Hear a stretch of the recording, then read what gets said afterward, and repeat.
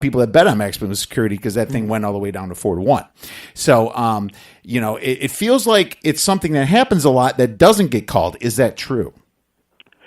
In horse racing, there's one thing that I don't like about it, and this goes to the jockeys. There's almost an unwritten rule with the jockey colony that they won't file an objection against each other unless they almost literally take the other guy down. And in this case, this is what else caused the confusion. The jockey on War of Will and the trainer of War of Will did not file an objection. Okay, and this is what's got everybody in an uproar. That's kind of the guy code in horse racing. Mm-hmm. And the trainer of War of Will said, the other guy's his friend. We were done. It did, what happened, we weren't getting any money. We weren't going to get placed into getting any money. It didn't do us any good to file the objection. That is the total wrong thinking, in my opinion, and that's where the biggest mistake was made. Who filed the objection was Long Range Toddy. The jockey there filed the objection because he got the after effects of after War of Will got hit, and War of Will swerved into him, that he got affected by it. So that was the first mistake that happened with the race. And I have had that happen to me in horse racing many times where, I have harness horses, so they race with the sulkies. I've had a guy put a will under us, and we couldn't go by. And my jockey didn't file the objection. And I'm in the stands going nuts because if we don't hook wills, we go by that horse and win the race. It's something that needs to change. The call was right, though. Now, the other part that was wrong, and so people understand that there's two things there. They say there's an inquiry and there's an objection. Mm-hmm. The inquiry is initiated by the judges, the stewards. They're the only ones that, when you see an inquiry go up, it's them looking at the film. If they saw something at the gate, horses bumped, or they saw something in the stretch, wherever, any part of the race, if they saw something that they were a little bit concerned about and they want to go back and look at it, they put up the inquiry sign. Because there was an objection, that supersedes the inquiry. Once there's an objection, they have to look at it. Somebody has filed a complaint. So that's why the inquiry light never went up. That's another misconception that people had. Well, the stewards didn't put up an inquiry. Well, they didn't have to because somebody filed the objection. Well, wouldn't they have done the inquiry during the race, though? They never put the inquiry up until the race is over. The light never goes on until after the race is over. Because they're watching the race at the time. They have to, stay focused on the race. When the race is over, if any of the three judges thought they saw something, they'll put the inquiry light up, and then they're going to be looking at it so that you know why the payouts aren't coming up right away. Right. You understand why. In this instance, that's why you never saw the inquiry light, is because the objection supersedes it. Did the stewards miss it until the replay happened by order of the objection? Would this have never been called? No, I would have think they had to have looked at it because there was too much contact there. They just were, slow in doing everything. They might have been wanting to look at just the stretch drive real quick before they put the light up, but you would have seen it within the first minute. So in the future, in your opinion, obviously, do you think this movement of the horse, 20-horse field, sloppy track, should be forgiven in the future, or should that be an infraction and him penalized every time in the future?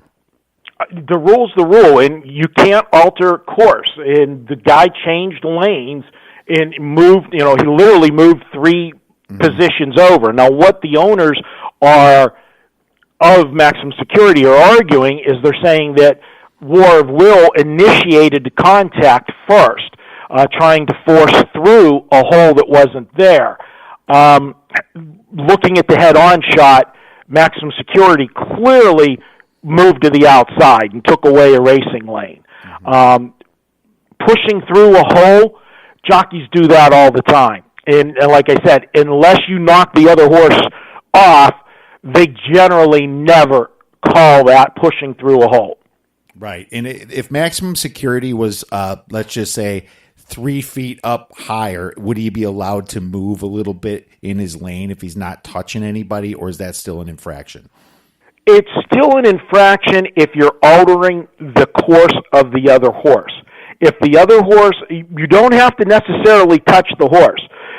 If you're in front of the horse, but the horse is coming to the outside to pass you, but you keep carrying the horse wide, I have seen horses taken down for that as well, because again, you're impeding the horse's progress in carrying the horse wide. Where the problem happened is because they were coming around the turn, and you know yourself, when you're flying, if you're driving a car and you're going too fast into a turn, okay, which way does the car go? Does the car go to the inside or does it go to the outside? The natural centrifugal force is going to carry you to the outside, and that's what happened with maximum security. It carried him to the outside off of that turn, in addition to the fact that I think the horse saw that big stream of water that was running down on the inside. I mean, you literally could see it looked like a little stream going on the track, and that water was running its way down, the home stretch and into the infield. Right. So that just unfortunate circumstances here looks like it caused it. It looks like the jockey didn't do it. To me, I think the horse also might have done it himself because of what you just said right there. So obviously hard to tell. I don't have an eye for anything like that, but I would assume it was the horse, right? It was more the horse than anything else, and you saw that immediately as the horse started to make that move to the outside, the jockey went to the right-handed whip, which if your horse is bearing out, you're going to go to the right-handed whip to try to get him back inside. When we watched the race live, the minute the race was over and I saw the first look at the replay after the objection went up, I said to the table that, I had a bunch of us guys there at South Point, we're sitting there watching the race. I said immediately, a minute in, the horse is coming down. For what I saw, I didn't need 22 minutes to decide it. I had no vested interest because, and as I told you on your podcast, Maximum Security is a horse that, like he did to me in the Florida Derby, if he comes back and runs a big race, it's not going to be good for me because I didn't get anything out of that Florida Derby because of the fractions to know that this horse can really go with this quality of horses. He had not raced against anybody until the Florida Derby, and in that race, because the fractions were so slow, and we talked about, he stole that race. Exactly. Now I'm a believer. This horse is for real and does have talent. Now, can he get a mile and a half at the Belmont? I don't. That's a totally different story. But this horse is a legitimate horse and deserved to be bet down the way he was the day of the Derby. Right. I absolutely. And you're right. He was a $16,000 horse not too long ago from what you explained in our last podcast, correct? And absolutely. The first race he ran, you could have stole this horse out of a $16,000 claiming race. And he rode lower graded stakes, so there was no way of telling the infractions. He got 4-1. The best bet was to go against him, and here he was. So that does happen sometimes. Don't want to delve too long on this. Last question: is there anything horse racing can do better here to make it a better experience, not only for the jockeys, the horses, as well as mostly the fans that had to watch this and wonder what the heck was going on? Well, I think where the mistake was made, and we'll give part of this to NBC as well.